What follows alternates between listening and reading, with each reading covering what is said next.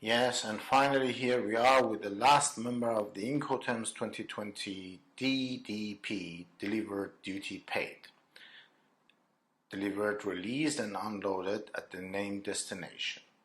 As you can see, the responsibility of the seller is in the maximum situation, with delivering the merchandise to the buyer in its premises or the nominated place by the buyer, ready to be unloaded. Again, as you can see, it can be used with all modes of transport plus combined shipment, and as we said before, the D group will have some possible difficulties in combined shipment, where the means of transport will change on the way.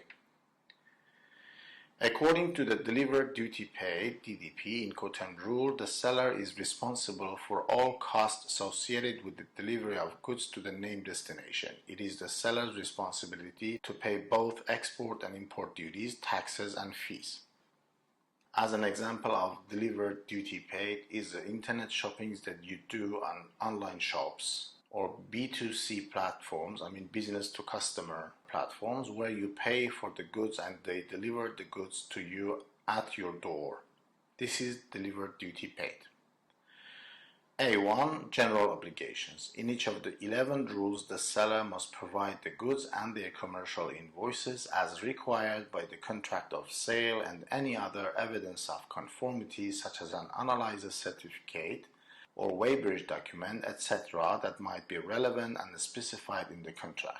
Each of the rules also provides that any document can be in paper or electronic form as agreed to in the contract, or if the contract makes no mention of this, then as is customary. The rules do not define what electronic form is. It can be anything from a PDF file to blockchain or some format yet to be developed in the future. B1. General obligations. In each of the rules, the buyer must pay the price for the goods as stated in the contract of sale. The rules do not refer to when the payment is to be made: before shipment, immediately after shipment, 30 days after shipment, half now, half later, or whatever, or how it is to be paid: prepayment against an emailed copy of documents, on presentation of documents to a bank under a letter of credit, or other arrangements. These matters should be specified in the contract. A2. Delivery. The DAP and DDP rule require the seller to take an almost the maximum responsibility of placing the goods at the disposal of the buyer at the agreed destination place or point within that place, but not unloaded from the arriving means of transport. This usually would be a truck, but could be a train, a barge, or even ship, or unlikely though, it might be a chartered aircraft. The DPU rule goes one step further, requiring the seller to unload the goods from the arriving means of transport. DPU is the old DAT rule, but expanded to mean any place to avoid the misunderstanding of the 2010 rule, where many took it literally from its title to just mean a terminal, even though it meant anywhere from an open field to a covered warehouse, including the buyer's warehouse. A common mistake with DAP and DDP especially is the reverse of the misunderstanding with the old DAT, to believe that the destination will always be the buyer's premises, but this needs not be the case.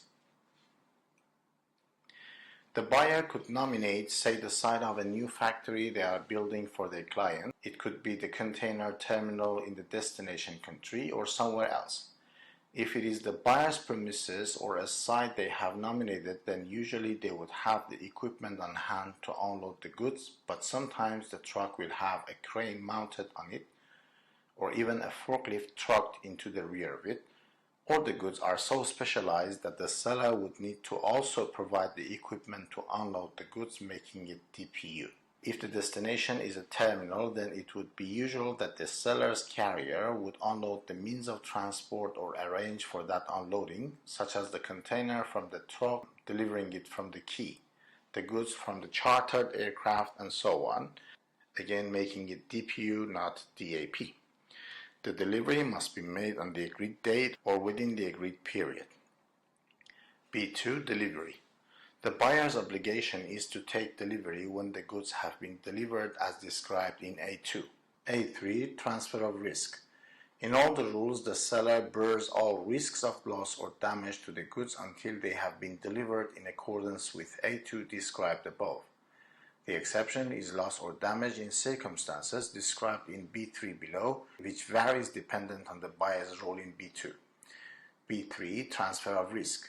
The buyer bears all risks of loss or damage to the goods once the seller has delivered them as described in A2.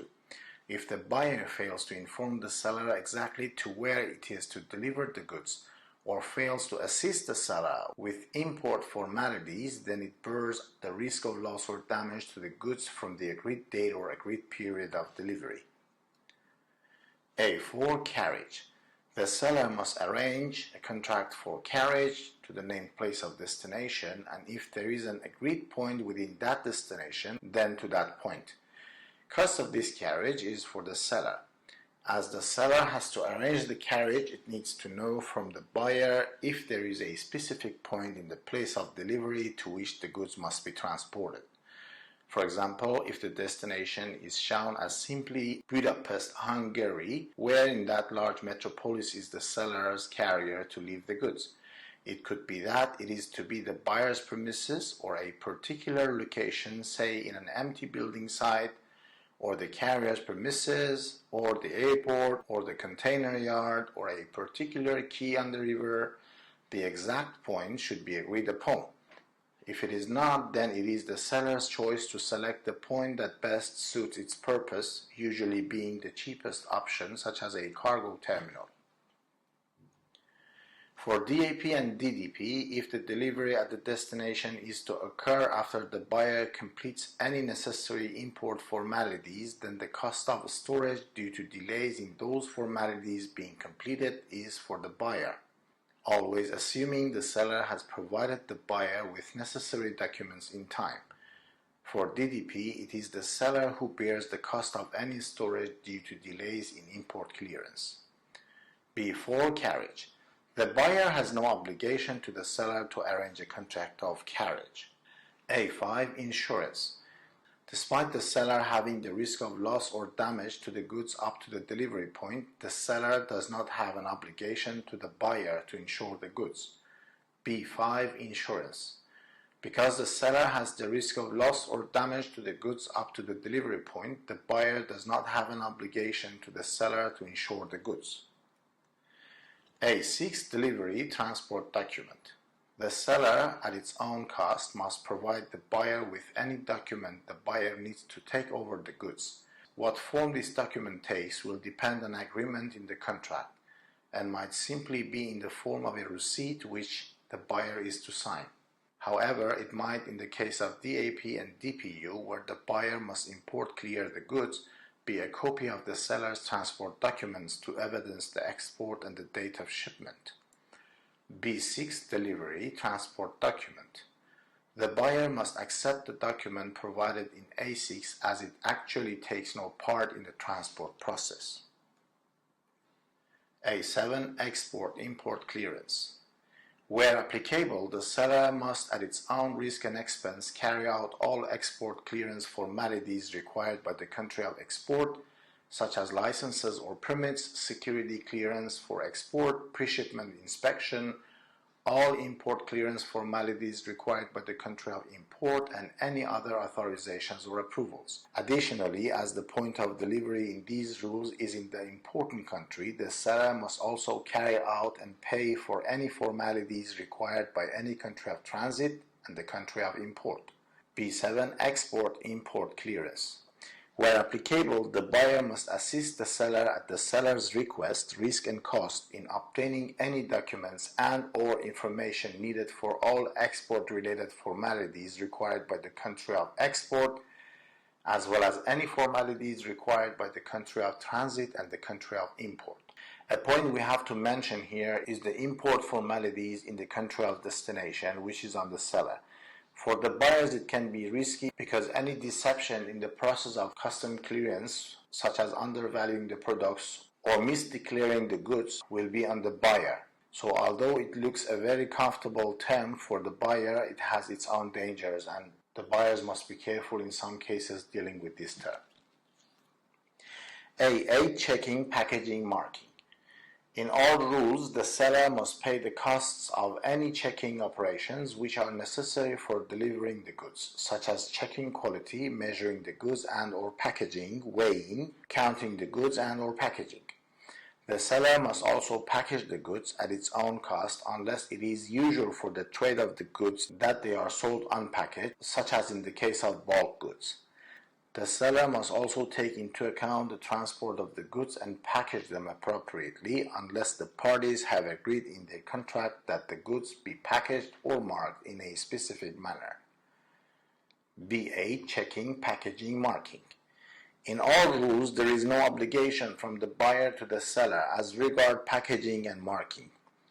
There can in practice, however, be agreed exceptions, such as when the buyer provides the seller with labels, logos, or similar. A9, B9, allocation of costs.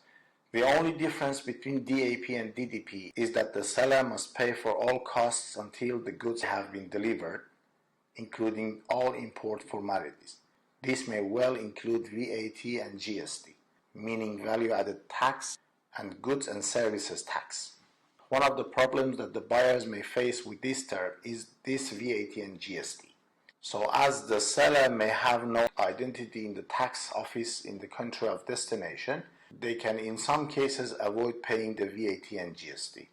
In some custom houses in some countries, the VAT is collected from the importer during the import formalities, but about goods and services tax, it takes time to complete the books and give to the tax office, so the buyer has to be careful about these goods and services taxes.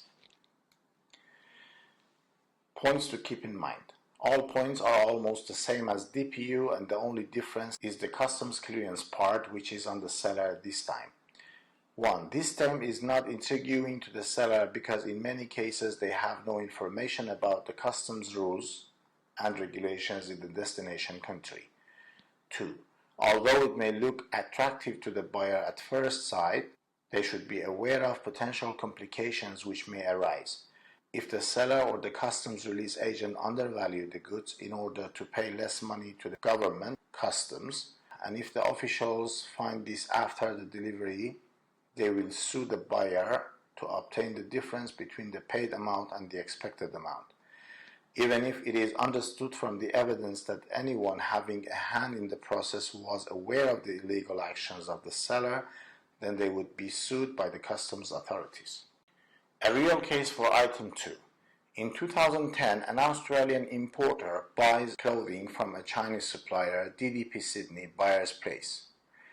The goods are delivered and the work is done. A few months later, the Customs Revision Office finds a problem of undervaluing the invoice. Eventually, the buyer pays the difference. 3. In DDP, the consignee must be the seller if they have an identity in the destination country, or the seller's agent. So releasing the goods on the name of the buyer is a non-conformity and legal issues may arise. 4. This term is a bad choice for a letter of credit, of course for the seller. 5. The Incoterms rules skip when title passes from the seller to buyer. This needs to be defined separately in the sales contract. 6. If a buyer intends to buy goods based on DDP, they must make sure the seller can pay the VAT and GST, otherwise there is a potential liability for the buyer to pay them.